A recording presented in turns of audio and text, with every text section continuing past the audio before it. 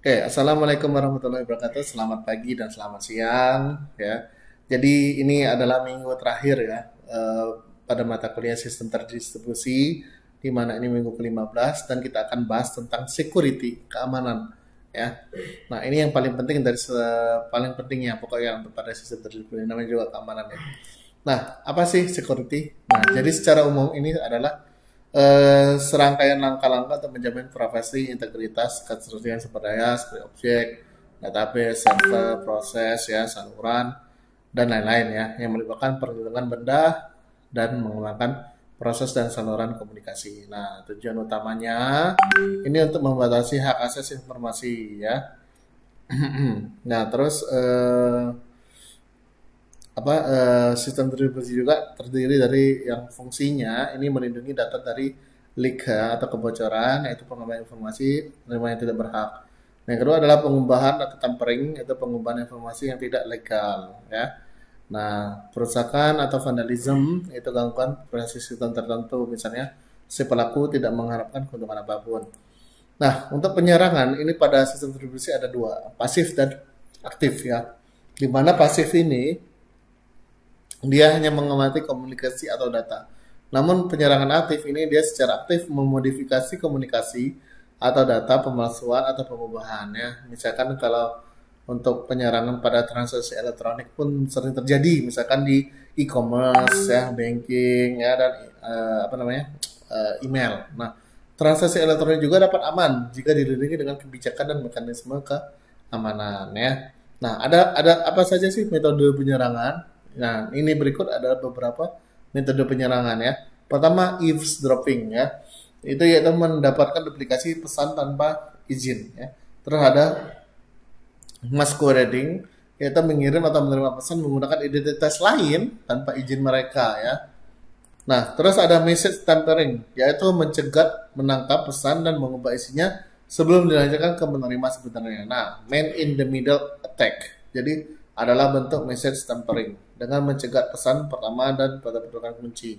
Oke, nah terus ada replaying, yaitu menyimpan pesan yang ditangkap untuk pemakaian berikutnya.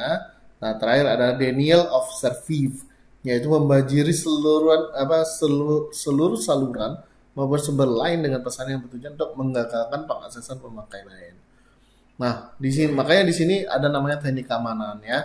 Nah, apa saja yang pertama ada enkripsi ya. Jadi enkripsi ini adalah proses pengkodean pesan untuk menyembunyikan isi algoritma enkripsi modern menggunakan key ya atau kunci. Nah, kunci yang digunakan adalah kunci kriptografi, yaitu parameter yang digunakan dalam algoritma enkripsi di mana hasil enkripsi tidak dapat dideskripsi jika tanpa kunci yang sesuai. Nah, ada dua tipe algoritma enkripsi. Pertama, share secret key, yaitu pengirim dan penerima harus berbagi kunci dan tidak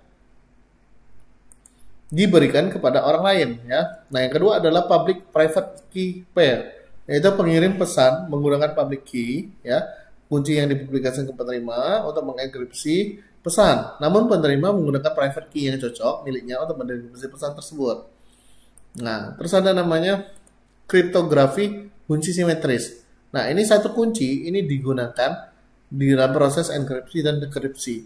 Nah, prinsip kerjanya seperti ini ya. Jadi pengirim dan penerima ini deal ya, atau sepakat menggunakan sistem kriptografi. Kemudian mereka ini menggunakan satu kunci tertentu. Nah, setelah itu dilakukan enkripsi sebelum pengiriman teks dan dekripsi setelah diterima. Nah, keuntungannya ini mekanismenya sederhana banget dan kecepatannya pun tinggi ya. Namun kelemahannya ini ada keamanannya kunci dan distribusi kunci ya.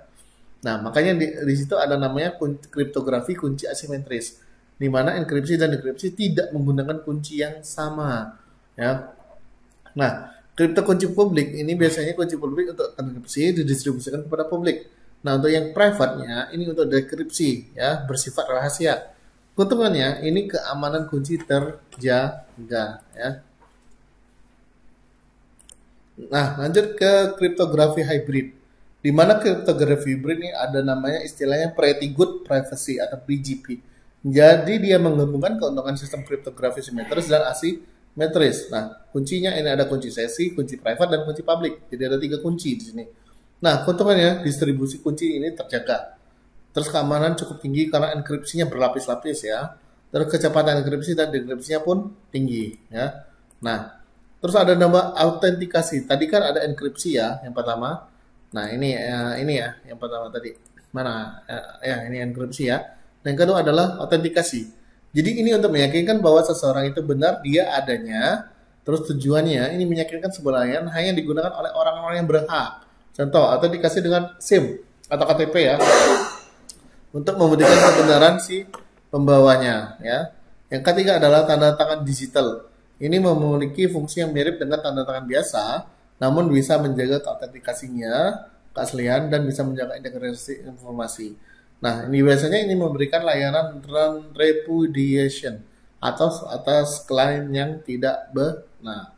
Nah, selanjutnya ada yang dikenal dengan namanya SD atau sertifikat digital ya. Nah, fungsi sertifikat digital ini untuk membuktikan kebenaran sesuatu ya.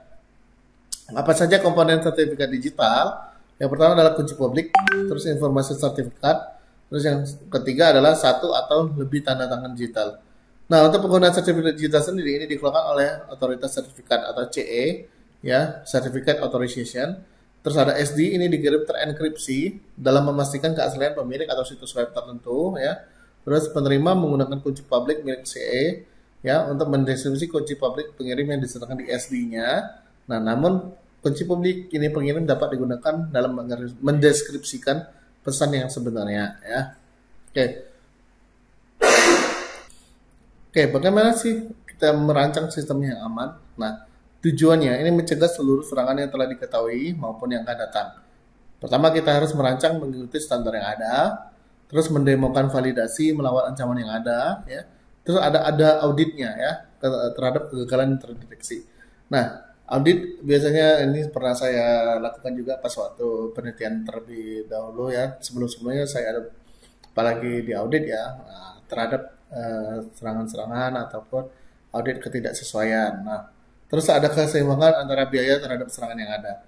Nah, terus beberapa rancangan sistem yang buruk, misalkan antarmuka dibuka, jaringan tidak aman, membatasi waktu dan ruang lingkup, step kunci rahasia, terus ada algoritma dan kode program tersedia bagi penyerang, terus ada penyerang memiliki akses ke sumber, terus meminimalkan komputer yang menjadi inti implementasi sistem.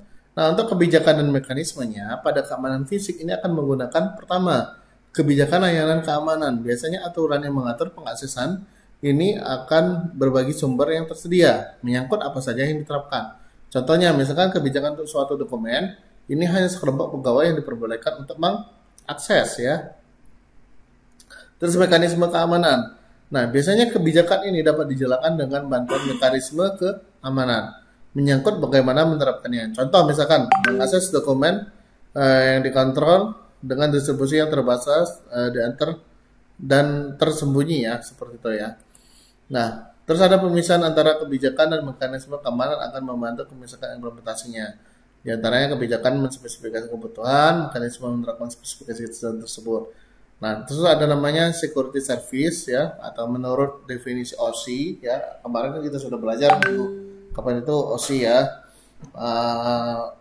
Access control ya, terus authentication, confidentiality, integrity, dan non-repudiation ya.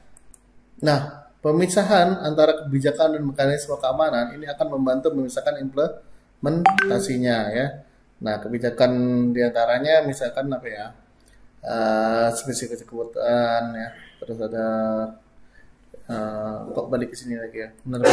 Nah, dasar mekanisme keamanan yang dibangun ada enkripsi ya, digunakan untuk menyediakan kerahasiaan, dapat menyediakan autentikasi dan perlindungan integritas. Terus ada digital signature, digunakan untuk menyediakan autentikasi ya, perlindungan integritas dan non-repudiation tadi.